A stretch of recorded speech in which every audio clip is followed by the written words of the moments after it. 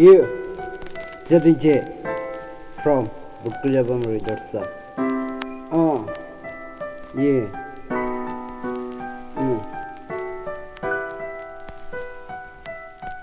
Yeah.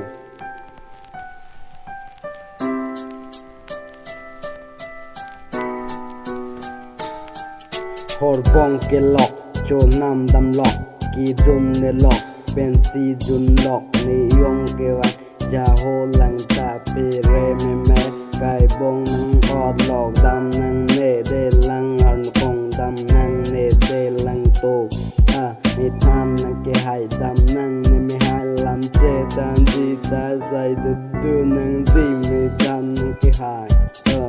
dam nang ne me hai, vô nang clock nang cho dun tha de lo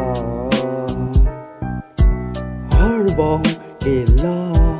cho nam dam lo jun ra ne lo har bong ke lo cho nam dam lo jun ra ne lo nang poisa Zevan atong kem la faro nelon keto suri siyo horbong kilo jonam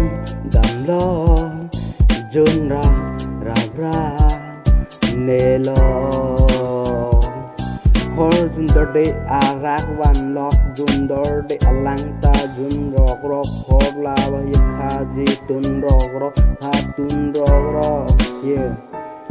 ok nang haji rok chodor de ire munche gi chodor de ya chodor de ebong bongi sundet ta dor de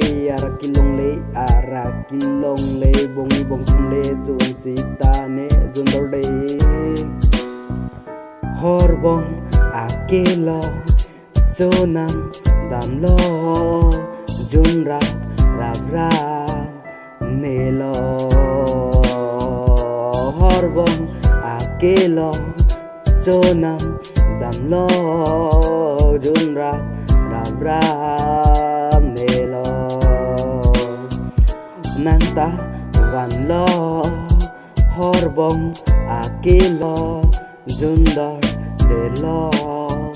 nam dam chu lo jundor de non horbong akelo cho nam dam lo jundor de lo horbong ke lo cho nam dam lo horbong jundor de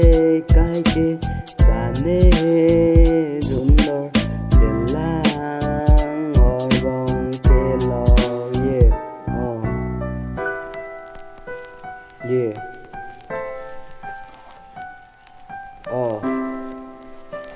JDJ